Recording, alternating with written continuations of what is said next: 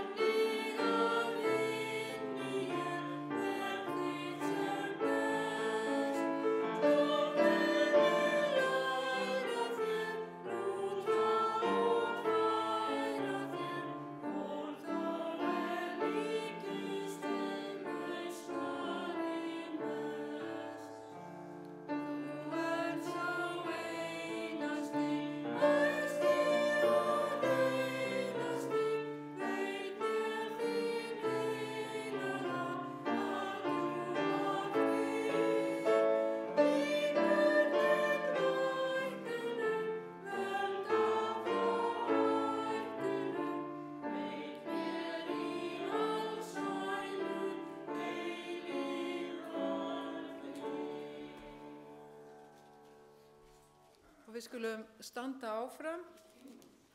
Ég ætla að lesa ritningatextann sem Stefán valdi og hann tekinn úr ljóðaljóðunum, 2. kapítula, 1. og 2. vers. Ég Narsissa á Saronvöllum, lilja í dölunum. Eins og lilja meðal þyrna, svo vina mín meðal meyjanna. Og við skulum lúta höfum. Há kjærlegs ekki Faðir á himnum, þakka þér fyrir hvíldardaginn sem þú gefur okkur að við getum komið hér saman og tilbeðið þig í húsi þínu. Þakka þér fyrir kærleika þinn, náð þín á miskunn og allt sem þú gerir fyrir okkur. Drotti, ég bið þig að þú fyrirgefur misgjörðir okkar syndir og þú leiðir okkur veginn til þín og hjálpir okkur að við mættum vera tilbúin þegar Kristur kemur í skýjum heimins.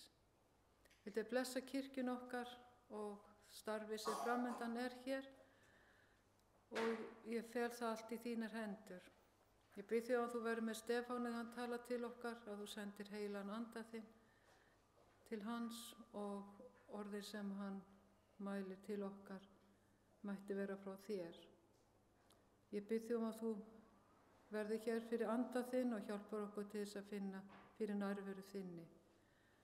Drotti, ég fel þá í þínar hendur sem eru sjúkir meðal okkar, að þú blessir og læknir og líknir eftir því sem þú vilt, Drottin, verði þinn vilji. Ég fel stundina í þínar hendur og þakka þér í Jesú nafni. Amen.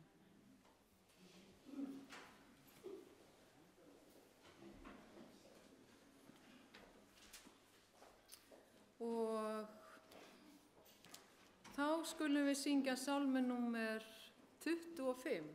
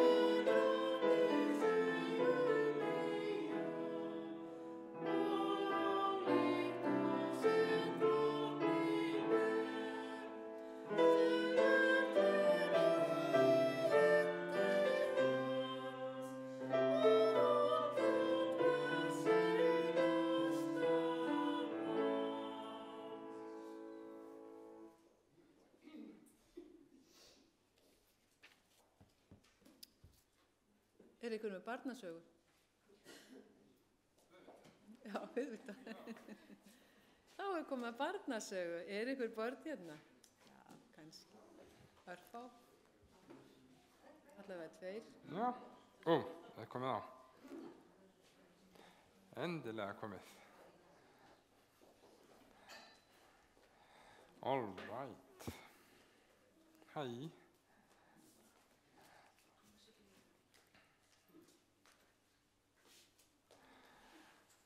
Mamma var nýbúin að svæfa litlu Margréti og hún sagði, heyrðu, hún bara er alveg steinsofandi en ég ætla aðeins að skreppa yfir til nágranna minna og segja hæ við þá. Svo hún fór út og fór að heimsótti vinkonu sínar og þegar voru að tala saman, drekka te, þá heyrðu þau svona rosalega mikla hávaða.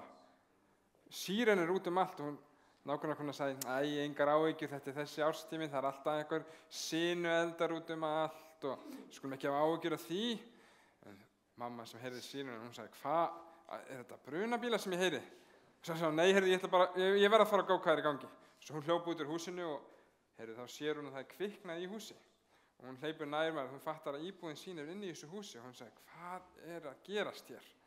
Slökkviliðsmenn eru búin að koma og þeir segja, nei, enginn inn, við erum að sjá þetta. Hún sagði, nei, heyrðu, dóttir mín er þann inni.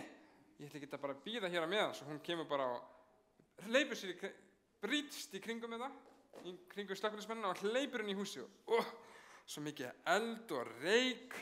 En hún veður inni til þess að leita barninu sínu og hún finnur stúlkuna og síðan hún að labba út, þá er bara svo mikið reykur yfir henni að hún svona hálf hættir að sjá eitthvað og dettur niður og það er ekki fyrir slökkviliðsmenninni koma og draga hana út með barnið sitt að hún kemst af.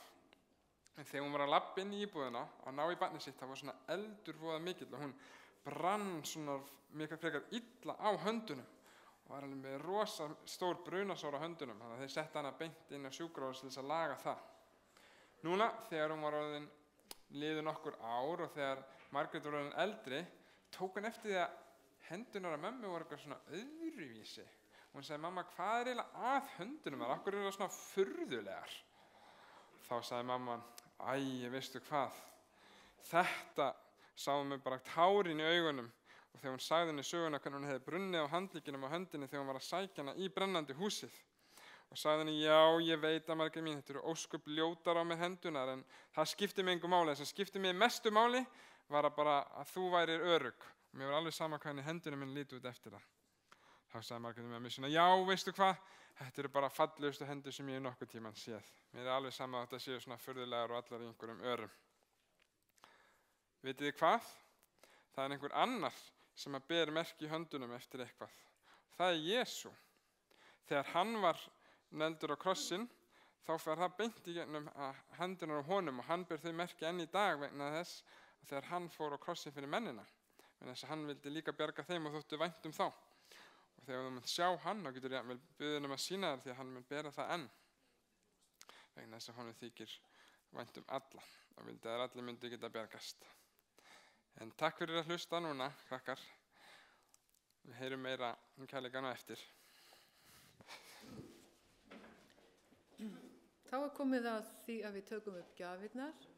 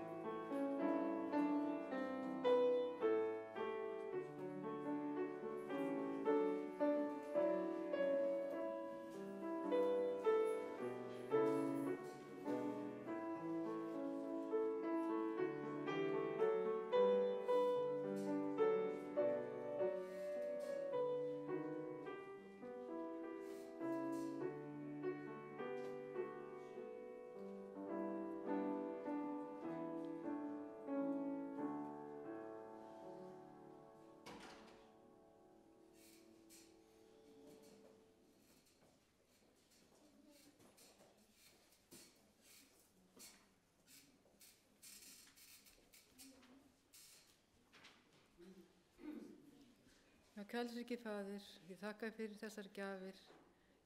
Biðjum að margfalda þær og blessa og gefa þær komi góðum notum við þitt málefni. Viltu blessa þá sem gefa í Jesú nafni. Amen.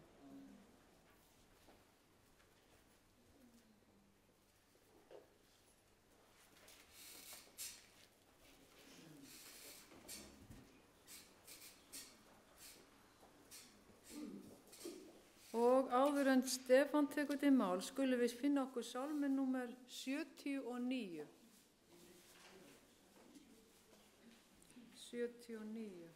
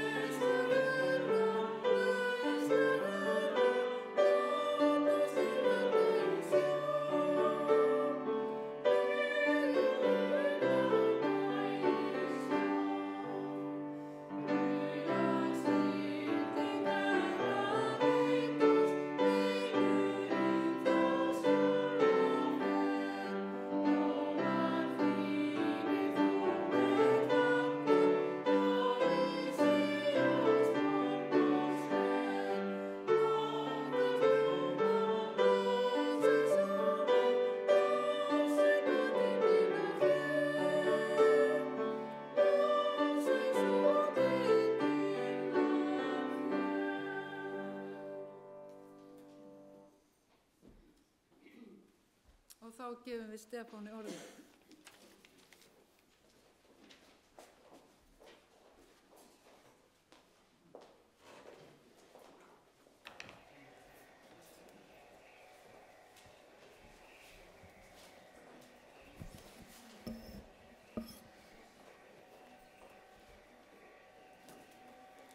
Sæl veriði, gleðilegan hvíldardag.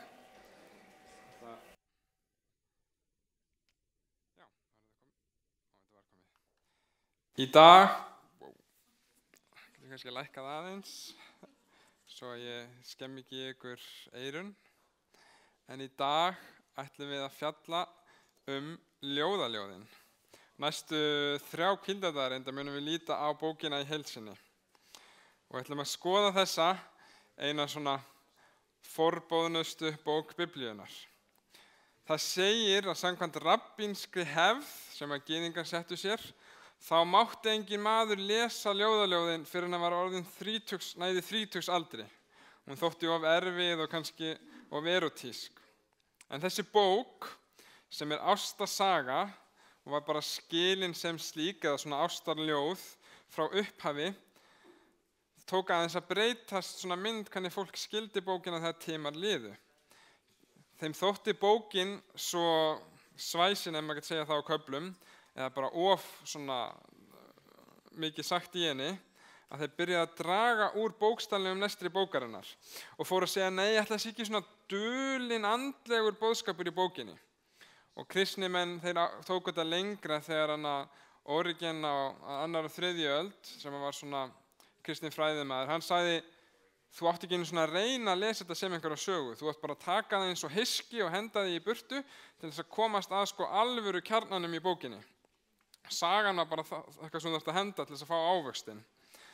Og vegna þess að hann var undir áhrifum svona grískrar heimspeki sem að sé svona tvískiptingu á milli holds og svona andlegs og holdið var slæmt og allt sem því fylgdi ekki, þá hlýtur þessi bók bara að vera að tala um andlega hluti. Og sérstaklega þegar sko, fyrir honum það var hreinleiki skiptist að það að bara afneita öllu holdlegu. Þannig að til þess að vera alveg hreinn þá bara átt að afneita öllu kynferðislegu. Þess vegna gat þessi bók alls ekkert snúist þetta í Biblíunni þegar þetta var málið. Svo, hvað átt að gera þá við þessa bók þegar hún svona kannski sýnir svona ástarljóð? Já, þetta eru bara allt allegóríur og tákmyndir þrá mannsins eftir einingu við Guð og kærleika Guðs í kirkju sína, sérhvert og eitt einasta smáatriði.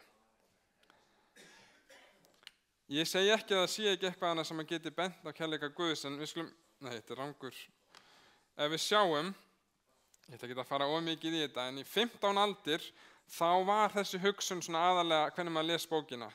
Fyrstu aldirnar það var lásöðuna sem svona analógisk bók sem er bara svona, bókin fallar Jesú, hann er brúðguminn og brúðurinn er bara kirkjan hans. Og síðan seinna fóru menn að reyna að lesa kennisetningar inn í söguna og síðan gerist þetta merkilegt. Ef þið sjáum hann á 12. öld, þá segir þessi sprenging í ritskýringum á ljóðaljóðin.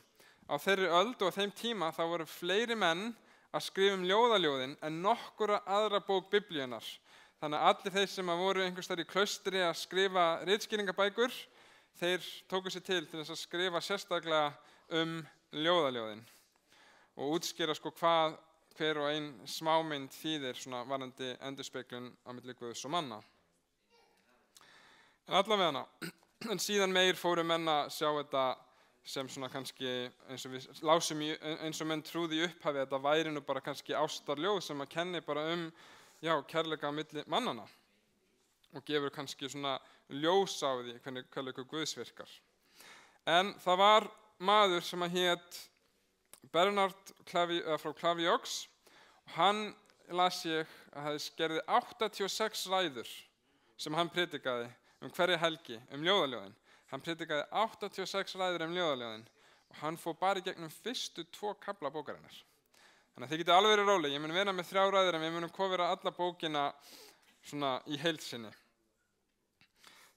Það er kannski gott að segja frá því að það var maður sem hét Theodór af Mopsuestia. Hann var uppi á 4. öld eða dó á 5. öld. Hann einmitt hélt í fram að við ættum bara að lesa þetta sem ástarljóð. En menn og nemendur hans sögðu að orðið hans væri bara eins og væri ekki einu svona hæf í munni geðveikrar konu og þegar hann var dáinn nokkur seinna þá voru allar kenningar hans fordæmdar af kirkjunni og hann sjálfur var fordæmdur sem bara anathema fyrir að segja svona hluti. Það var ekki fyrir siðbótina og einhver staðar sem við sjáum að menn fóru að sjá þetta á öðruvísi hátt. Hverjar eru, ég ætla bara aðeins að benda á afleiðingar þess þegar maður fyrir að lesa bók allegóríska er að það getur bara, þú getur sagt hvað sem er. Tökum sem dæmi hér. Þetta eru mismunandi ritskýringabókum þar sem að í Salómon bókin sem hann segir henni að brjósttíðin eins og 2 rándýrskálfar skóggeitu tvíburar og þetta er það sem að fólk skrifar. Já, þessar 2 brjóst sem hann talar þetta er annarlagi Móses og síðan Aron. Síðan kemur næsti, nei, þetta eru 2 messiasar, sonur Davís og sonur Efraim, eða Jósú og Elíasir. Og síðan koma kristni menn og haldur þessu áfram. Nei, það sem hann er að tala með brjóstum 2 er nýi sáttmálinn og gamli sáttmálinn. Eða, nei, þetta er náð og lögmálið og gamla testamenti og nýja testamenti. Elska Guðs og elska náungan. Nei, þetta stendur fyrir blóð og vatn. Þú getur haldið áfram endalaust. Þú getur bara sagt það sem þið finnst sniðugast. Og það svona getur verið pínu furðulegt. Og já, hér er annað sem að kannski skiptir ekki öllu. Það gæti svo sem verið allt í lagi en þegar hann segir að hárina sé eins og geitur og það þýðir að þjóðir sem er að taka á trú á Krist og kost Salómons er holdtekning Krists og kinn brúðarinnar góðverk kristinna manna, bæði ytri og innri. Þú getur eiginlega bara sagt það sem þið langar. En allavega, við munum líta á ljóðaljóðin sem ástarljóð fyrst og fremst og lesa textan eins og hann er og reyði það ekki svona að setja of mikla þýðingu í textan sem er ekki til staðar. Það er greinilegt að sumstaðar skín í gegn að það er svona myndmál sem að bendi til Guðs og Krists og hans kærleika. En það er ekki kannski hinn fyrsta aðalesning. En segi mér, það ekki bara allt í lagi að ein bók af 66 bókum Biblíuna sé tileinkuð ástinni og samskiptum kynjanna? Eins og mönnum þótti tabú að tala þetta, þótti Guð það ekki. Því að hann skapaði manninn og konuna og kynlíf og sagði, og það var allt gott.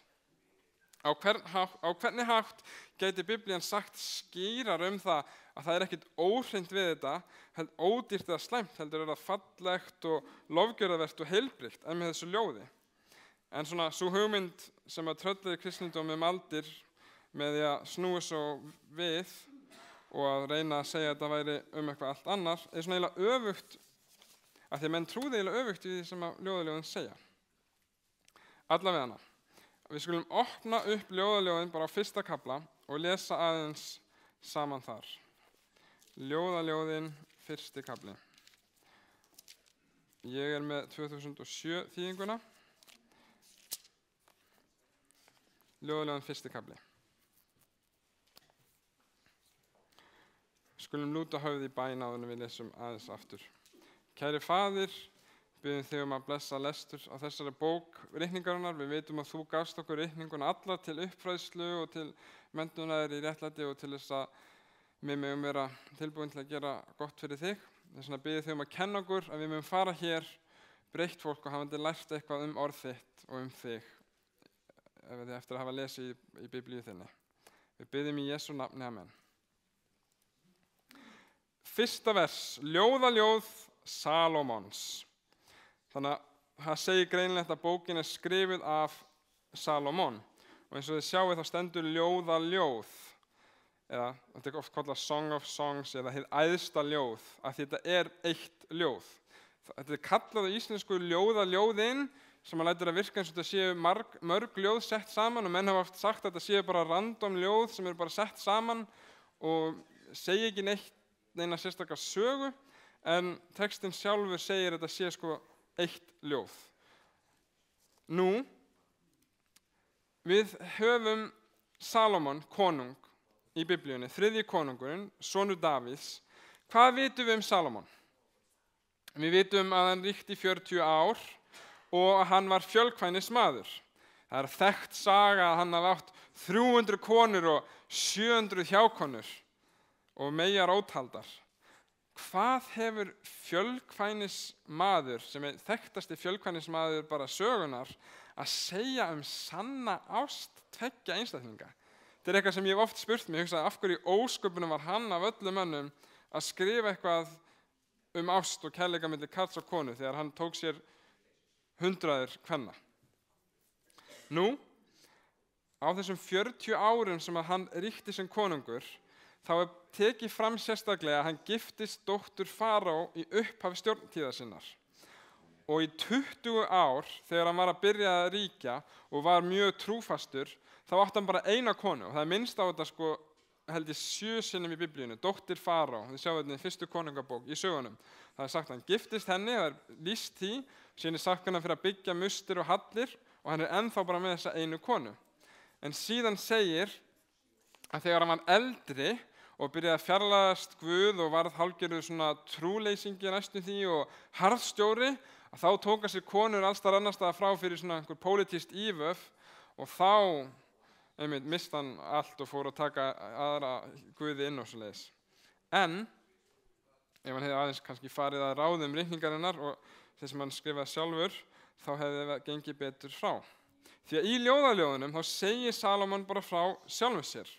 Hann ástfanginn í blóma lífsins og að segja söguna frá ástarsambandinu sínu við konu sína, sem var eina kona.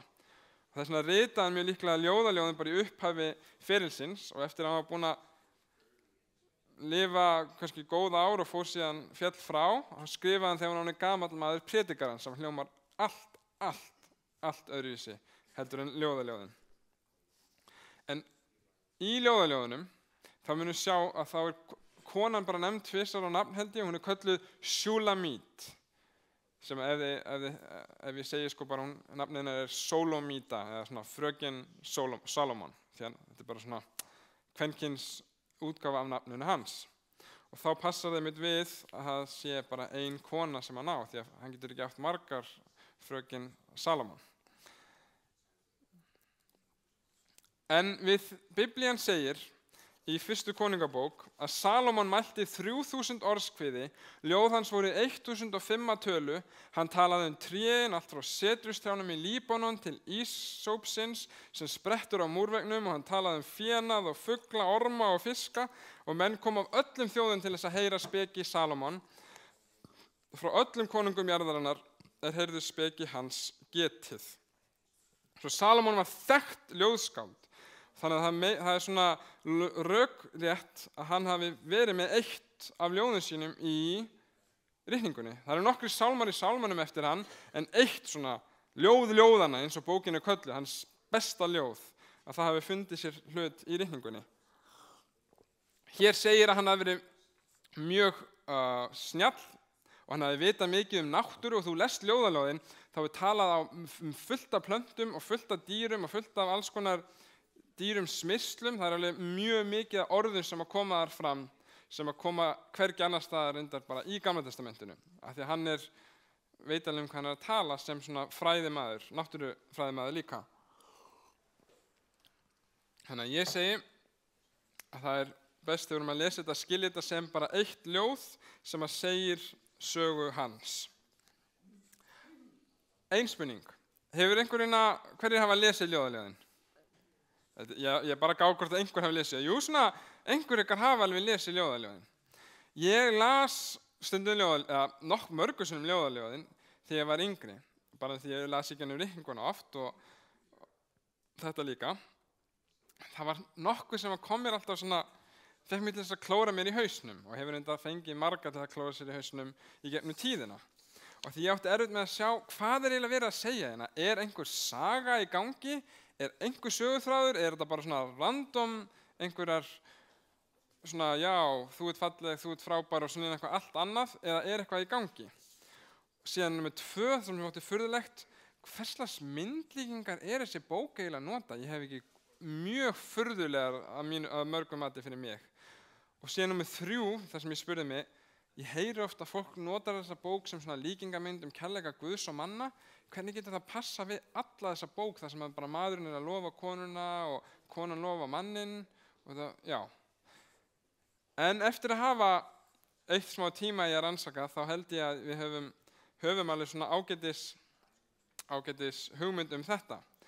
Ég ætla aðeins að benda ykkur á, þurfa ekkert að ég selur ekki dýrar en ég keypti það, en þetta svona uppbygging bókarinnar samkvæmt Gamla testamentafræðing sem ég lærði hjá Andrews, og hann sér einmitt svona ákveðin struktúr í bókinni. Það svona gagnkvæma ást, það sem þau lýsa hvor öðru, og síðan hefur hann ákveðin draum, og það brúðkaup alveg greinilega í 3. kafla, og það sem að brúðkaupin lofar brúðina og brúðurinn lofar brúðkauman, og síðan greinilegt að boð brúðurinnar og þau, hvað segir maður? Já, við munum sjá þá næsta kvildadag þegar við förum hingað, að þau uppfylla sína brúðkaupseiði, og síðan fer þetta svona aftur og segir svona síðustu 4 kaflanir bara þeirra líf eftir að þau eru gift. Svona næstum því, við getum sagt það. En allavega. Við skulum bara halda áfram að lesa og stoppa ef við þurfum aðeins að útskýra þar. Ef við lesum fyrstu 4 versin, fylgi með mér. Kysstu mig kossi vara þinna, atlot þín eru ljúfar en vín, yndislegur ilmur að smyrslum þínum og nafn þitt sem dýrasta olía. Þess vegna elska stúlkuna þig. Dragðu mig með þér hlaupum, konungurinn leiði mig í herbergi sín, gleðjumst og fögnum þér, lofum ástina meir en vín, já eins og nýtt vín elskaðar þig. Þið sjáuð að það eru svona fyrirsagnir í textanum sem að gefa til kynna hver að tala.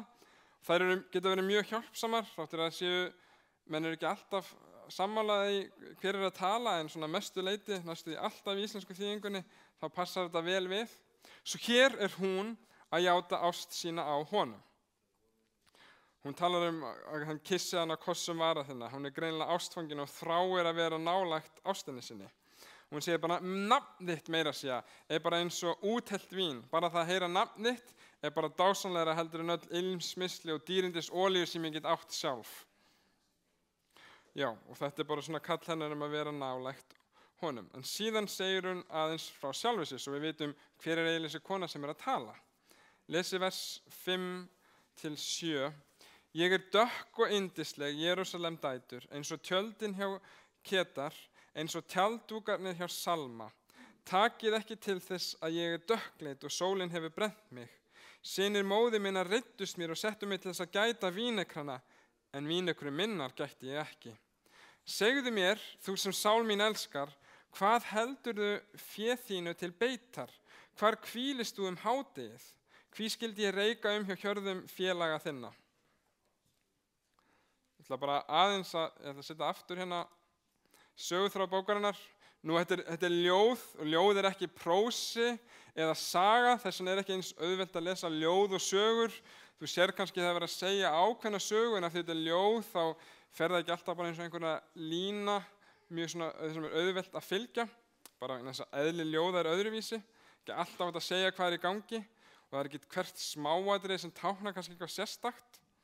En út frá uppsetningu bókarinnar, þá ætla ég bara aðeins að segja, fyrstu 2 kaflar Salómon konungur verður ástfanginn af stúlku, dóttur Faraó, sem dvelur í borg rétt utan Ísrael, sem undir yfirráð Egyptalands.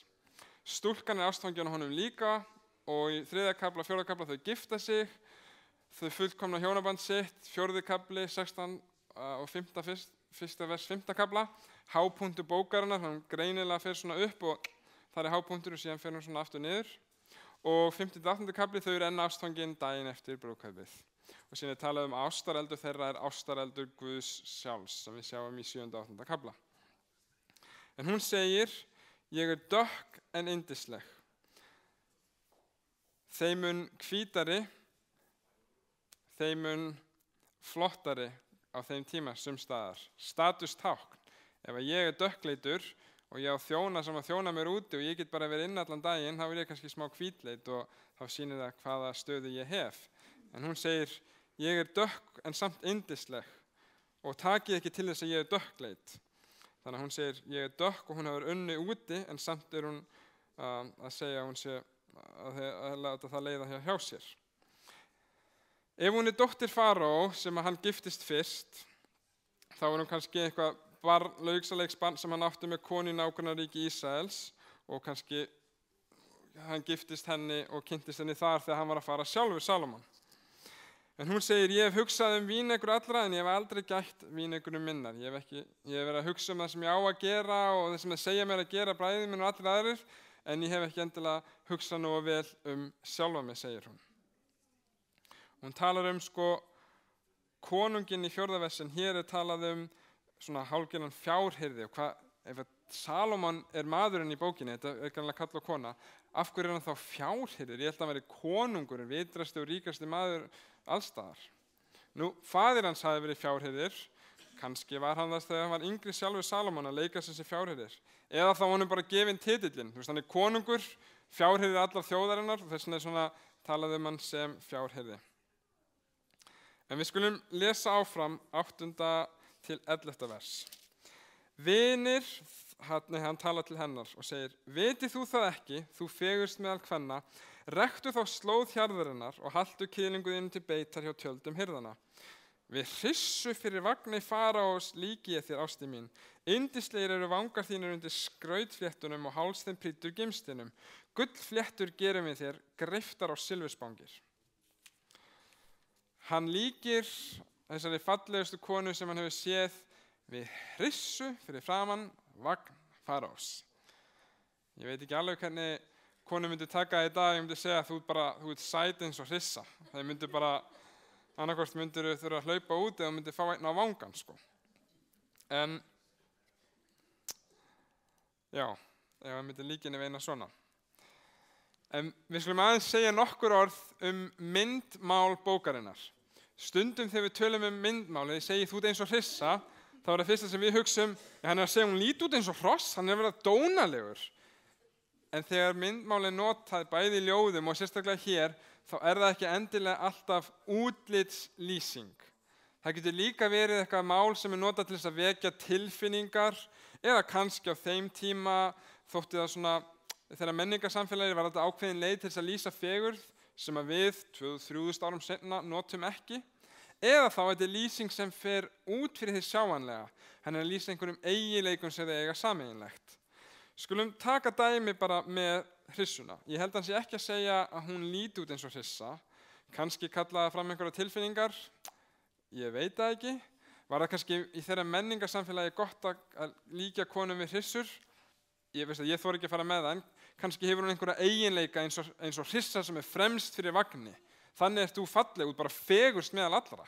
Þú ert bara fremst, eins og hryssan sem fer hana fyrir hernum. Kannski eitthvað svoleiðis. Það er annað dæmi sem við getum líka hjálpað okkur að sjá þetta. Ef þið lesið í 4. kafla, þá er þetta vers sem ég las stundum og ég alveg klóraði mér í hausnum. Hann segir sko, tennur þínar eru eins og hópur af nýklipptum ám sem kom af sundi, sem allar eru tvílemdar, engin lambalaus meðal þeirra. Svo ég hugsaði með mér, er hann að lýsa tönnum hennar? Eru tennur hennar eins og kindur, ull? Ég fatti ekki alveg. Nei, er hann að kalla fram einhverja tilfinningar? Tennur þínar eru tignarlegar eins og lömb, jarmand á hæðinni. Nei, ég sá það ekki alveg fyrir mér. Voru kannski kindur táknmynd fegurð? Ég sé það ekki alveg fyrir mér. Já, er hann kannski að tala um einhverja eiginleika? Eins og kind með 2 lömb, þú ert svona frjósem. Nei, ekki beint, það er aldrei talað um frjósem í þessari bók. Hvað með þetta? Ef ég fer aftur í lýsinguna, tennur þínar er eins og hópur, alla tennurna þínar er eins og hópur af nýklipptum ám sem að koma af sundi, það eru greinilega blautar, allar tvílemdar, engin þeirra lambalaus. Nú höfum við efri góm og neðri góm, er það ekki? Og ef við framtennur hér, þá erum við framtennur hér niðri líka. Allavega ámar að vera með það, nema það vanti eina. Þess vegna segir hann það sé eins og tvílemd ær sem er með sko allar tennurnar og engin þeirra vantar.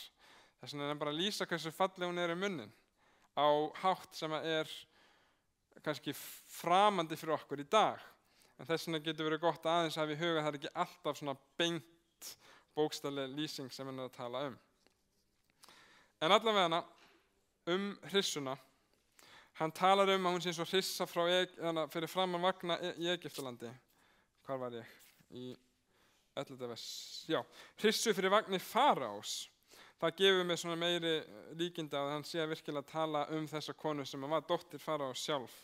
Því Salómon endaði að flytja inn hross frá Egyptalandi og þess vegna kannski notar hann það til þess að lýsa henni. En við skulum halda áfram og lesa 12-14 vers. 1. kafli 12-14. Konungurinn hvílir á hægindu sínum og ilminn leggur á nardumsmyrsli mínum. Elskuhugi minn er eins og myrruknippi sem er á milli brjósta mér.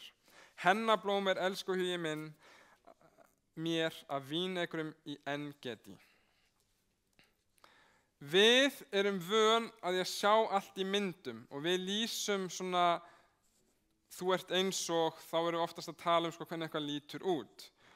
Í ljóðalónum þá er oft dregið mynd sem notast einnig við hinn skilningavitin og sérstaklega lyktarskynið. Þess vegna talar hann um einhverja plöntur og blóm og olíu sem við höfum enga hugmynd núna hvað er af því að við notum þetta ekki, en hann er að draga fram alveg, reyna að sýna henni fram einhverja svona fallega myndir sem eru aðeins öðruvísi en við eigum von á því að heyra. Og hvað var það hér? Hennablóm er elskuhuginn minn mér, segir hún, af vínekrum En-Gedi. Hann er reyndar að lýsa sko svörtu hári sem hann hefur því að það segir reyndar sípur ber í ykkar biblíu 81, en hérna er þetta kallað hennablóm. Ástæðan fyrir að það er svona kannski mismunandi þýðingar er að ljóðaljóðin hafa sko 40-37 orð sem eru bara notað á einum stað í biblíunni, þannig að þið get ekki fundið neins þar annars staðar svona samhengi hvað það geti þýtt. En þetta má vel verið að sé þú veist döðlu klasi sem hann er að tala um og hárin sé svona svart og sítt og krullað og eitthvað þannig. En við skulum halda áfram að lesa. Það kannski skiptir ekki alveg öllu máli, hann er að reyna að draga svona fagurt myndmál. 15. vers. Hve fögur ertu ásti mín, hve fögur og augu þín eins og dúfur. Hér gæti hann verið að tala um bara augu þín eru sem dúfur. Hann getur verið að tala um hún sé flekklaus og hvít og falleg eða það af því að við tölum oft um að augun séu glugginn inn í sálarinnar. eða þá að hvíta augnanna sé svona flöktandi og augnlokin eins og dúfur, ég er ekki alveg viss, því að veit ekki alveg hvernig dúfur höfðu á þessum tíma. En síðan komum við í versi sem við lásum hér, sem ritningavers, 16, 17 og 1. vers annars kafla. Þá talar hún til hans og segir: hversu yndislegur ertu, elsku hugi minn, hve fagur og hvíla okkar iðja græn, setjustré, máttviður hús okkar og síbrustréin þilviðinir. Ég er rós í Saron, Narsissa á Síonsvöllum segir í gömlu þýðingunni, lilja í dölunum. Hann svarar henni: sem lilja meðal þyrnanna er ást mín meðal meyjanna.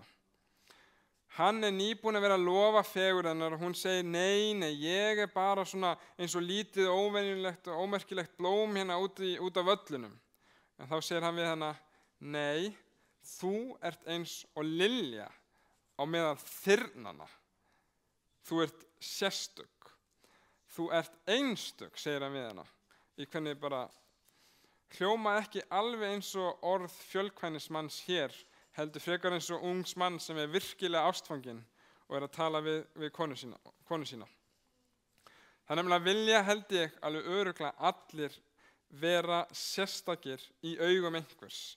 Það þráir enginn að vera eins og fífill meðal rósanna. Það þráir enginn að eiga maka sem að horfir á allt og alla og aðra nema sig. Og Salómon, þegar hann er að tala til konu sinnar í ást, segir hann: þú ert einstök eins og lilja á meðal þyrnanna. Þess vegna er gott að sætta sig ekki við einhver sem að þykir mann kannski sæmilegur eða svona allt í lagi. Ég held að þetta sé svona fordæmi að láta maka sinu líða eins og hann sé einstakur og nauðsynlegur til þess að eiga gott samband. Ég held allavega að hann geti sagt okkur það hér. En við skulum lesa aðeins í öðrum kafla áfram og lesa alveg bara 3. til 10. vers.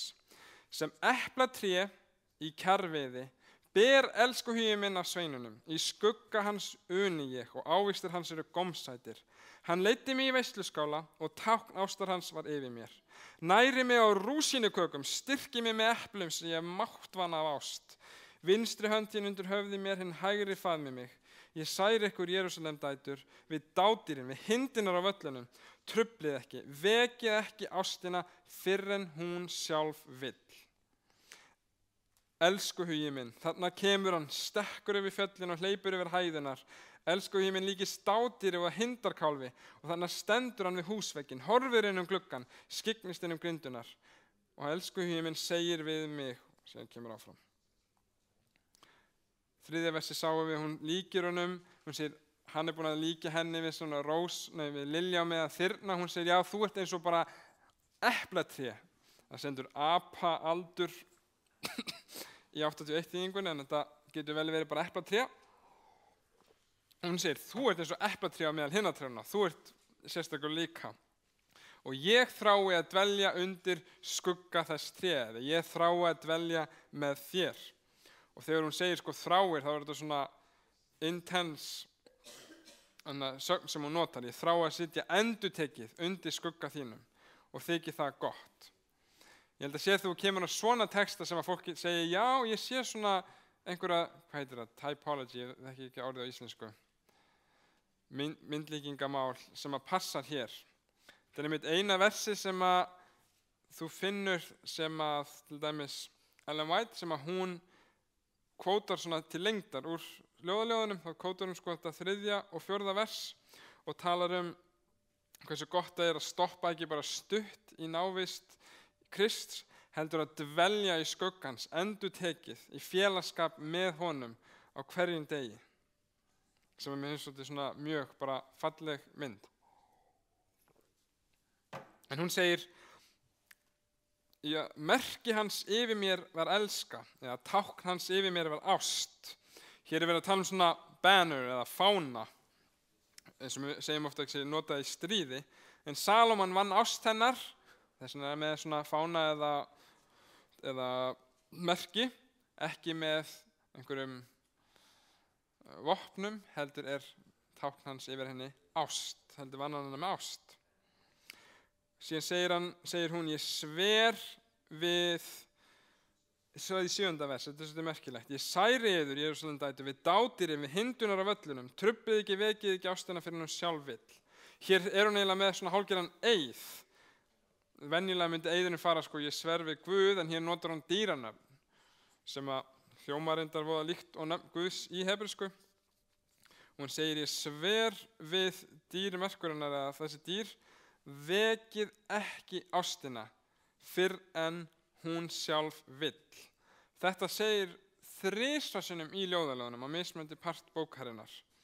Hún er sjálf ung og ástfangin og hún segir við meyjanar, við jómfrúnar, ungu stúlkunar sem eru á giftingaraldri, eru ekki giftar, vekið ekki ástina fyrir en hún er tilbúin.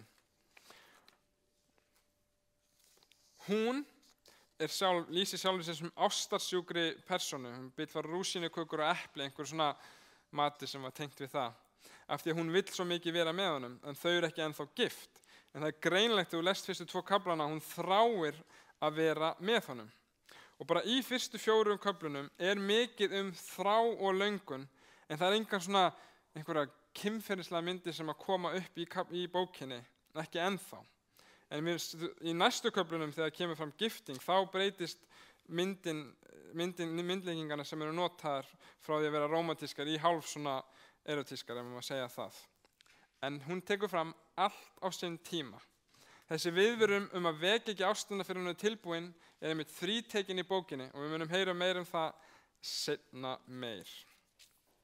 Við skulum ljúka lestri annars kafla þar sem að hann svarar henni. Hún er búin að segja, elsku hugi minn segir við mig, og hann talar núna. Stattu upp ástin mín fagra, komdu. Veturinn er liðinn, vorregnið að baki, landi blómgast, tími söngsins er komin, kurr turtildúmnuna heyrist í land okkar. Fíkutrén bera ávöxt, ilm leggur af blómstrandi vínviði. Stattu upp ástin mín fagra og komdu. Dúfa mín í klettaskorum, í hamrafylsni, sýndu mér ásýnd þína, leyfðu mér að heyra röddina, röddin er ljúf og ásýndin yndisleg. Veiðið fyrir okkur refina og þessa yrlingar sem að spilla vínegrinum. Vínegrinur okkar er í blóma. Hún svarar, elsku hugi minn er minn og ég er hans. Hann sem leikur með að lilja. Þegar kular í dögum og skugganir flýja, snúði þá elsku hugi minn upp til ilmfjallana, líkur dátýri, líkur hindur kalfi. Hér líkir hann henni við dúfu í klettaskoru aftur, sem felur sig fyrir rándýrunum. Eins og hún sé hann komist ekki að henni ennþá. Það er ekki ennþá komin tími til þess að þau séu saman, þess vegna er eins og dúfa í klettaskorum. Og hann segir, veiðið fyrir okkur refina og þessa yrlingar sem að spilla vínegrinum. Við sáum áðan í fyrsta kafla, þá var hún að tala hún sá alla vínegrunar, en svona eigin vínegru, svona eigin, bara hana sjálfa, sá hún ekki En hér er talað að það þarf að passa sig á að refinni sem að skemma vínegrunar, eða losa sig við refina, þessi vandræði sem geta að rústa vingurinn þeirra, eða þeirra eigin bara sambandi. En það sem ég vil enda með að benda á er vers 16. Þú getur lesið bókina, og þetta hef ég oft gert. Ég las hana og ég skildi voða lítið, ég sá engar svona kannski sögu gerast, en hér sá ég, vá, þetta er virkilega fallegt vers. Aftur vers sem er þrítekið í bókinni. Ein fallegasta setning bókarinnar mínu mati. Þetta er eitt, ég myndi segja, elsta svona sem ég hef, ljóð sem að tala svona jafnræðið samband. Það er ekki bara hún er mín og ég á hana, heldur segir hún elsku hugi minn, hann er minn og ég er hans. Ég veit ekki aldina hefur fólk ekki gifst endilega vegna ástar, heldur vegna hjónabanda sem eru gerða milli foreldra og brúðahjónana, en hér sé ég allan að glitta í eitthvað annað. Þau eru ung, ástfangin, og hann segir, þú ert mín og ég er þinn. Og þau eru eitt saman, bara eins og við sjáum í fyrstu Mósebók. Og ég hugsaði bara, vá hvað þetta er falleg mynd samband. Svona og heilbrigð. Þú ert minn og ég er þín. Það er ekki bara, ég er hér, þú ert þar og við erum stundum saman ef við þurfum að halda, heldur erum við eitt og það er svona gagnkvæm ást. En það pirraði mig, Já, ég glemdi að hafa þetta uppi. Elsta jafnréttið samband gagnkvæm ást, samkvæmt tveggja aðila sem innilegt og lokað. Ég var nýbúinn að vera að stúdera þetta og undirbúa fyrir ræðuna þegar ég rakst á hana blaðagrein sem að ég alveg fannst frekar furðuleg. Ég ætla aðeins að lesa þetta með ykkur hérna.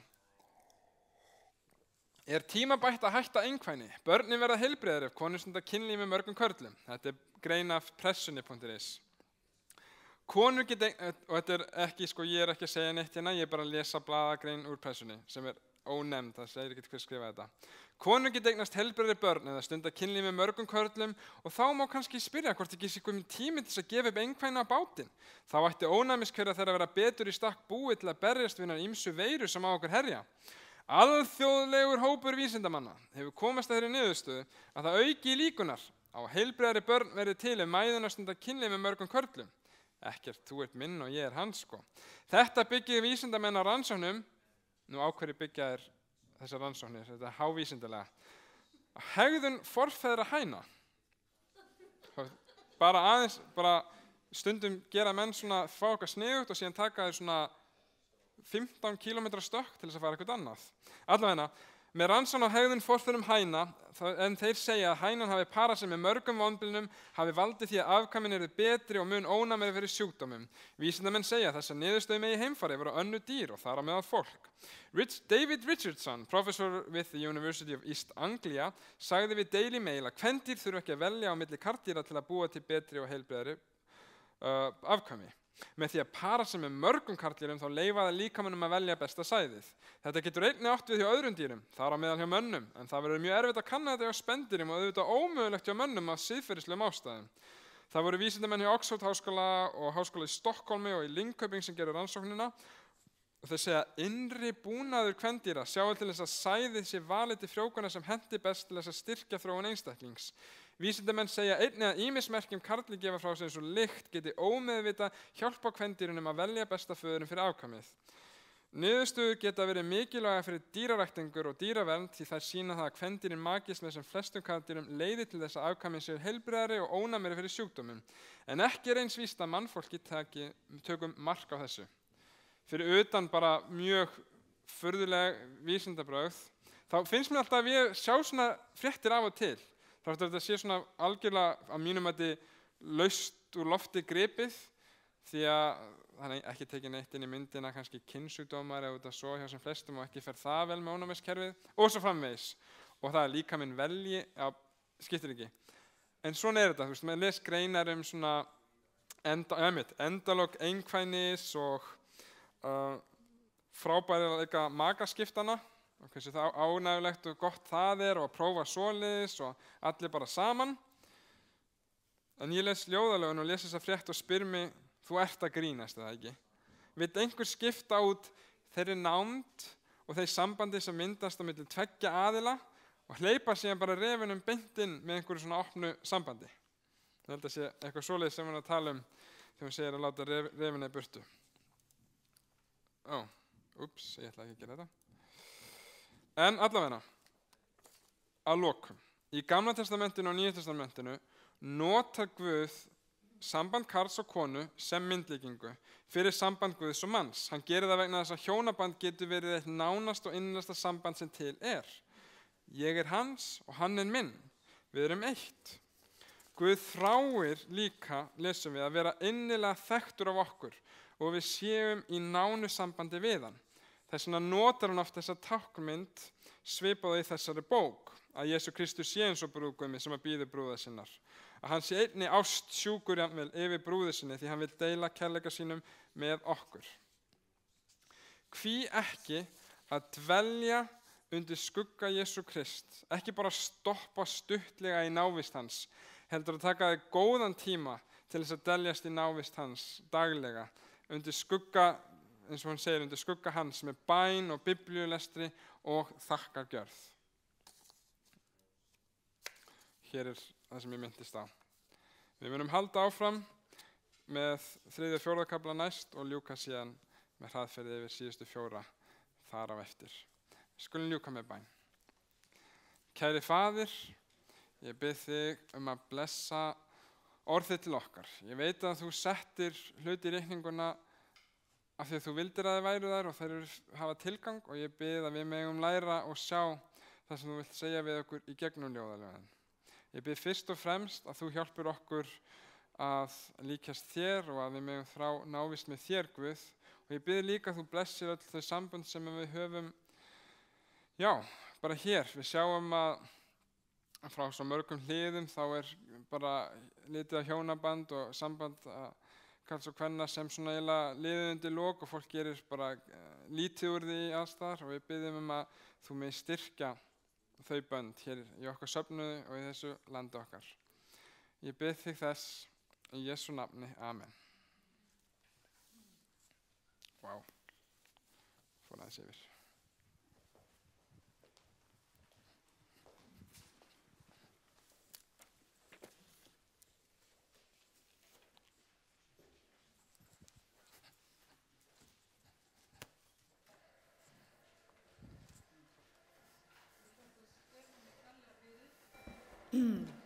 Þakku Stefáni fyrir, kærlega. Og áður við förum við skulum syngja sálminn númer 56.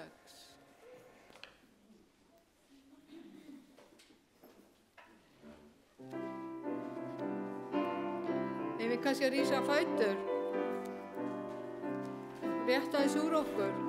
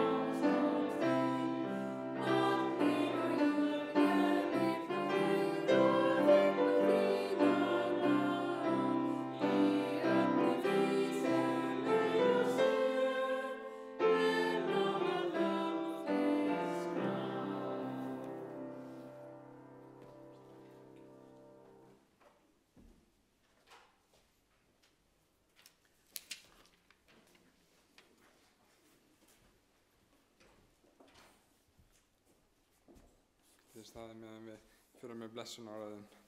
Drottinn blessi þig og varðveiti þig. Drottinn láti ásjónu þína lýsa yfir þér og sé þér náðugur. Í Jesú nafni. Amen.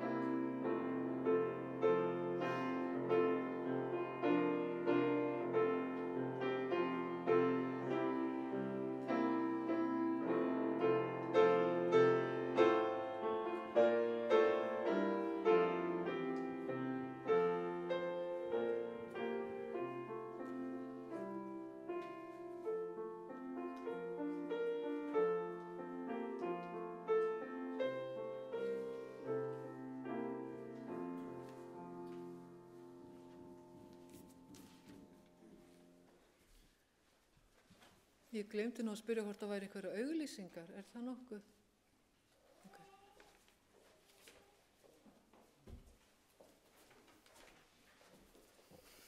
Okay. Það enn einu sinni kemur Kristján upp og verður að tuða ykkur. Nei, ég segi svona. En á sunnudaginn, á morgun, klukkan 11:30 ætlum við að hittast í Suðurljaskóla og fara út og þetta lokahnykkurinn í söfnunar átakinu okkar í ár. Þannig að ég vonast að sjá sem flesta að koma og göngum í hús og söfnum fyrir börnin í Suður-Súdan að þau komist líka í skóla.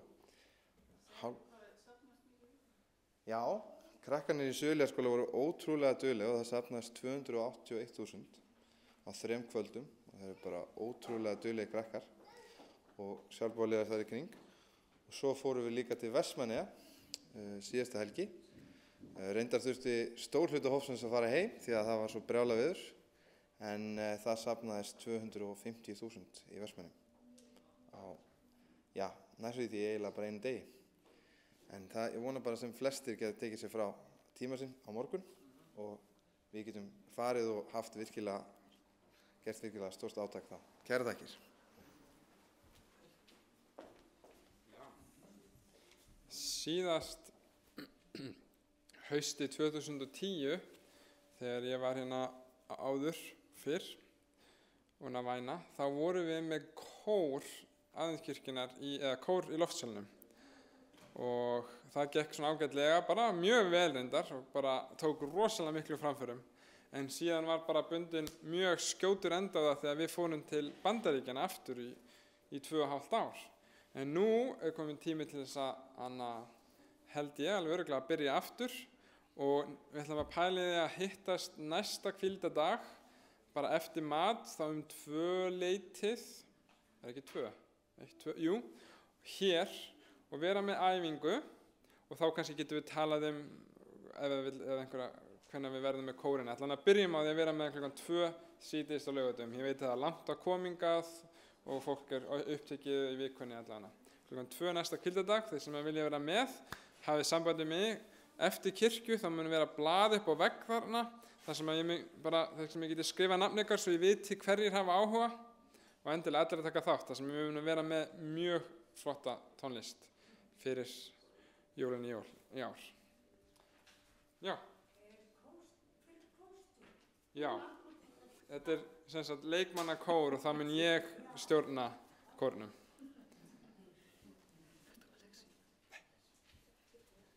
Já, þá skiptum við okkur í deildir en hver er með leksíuna hér?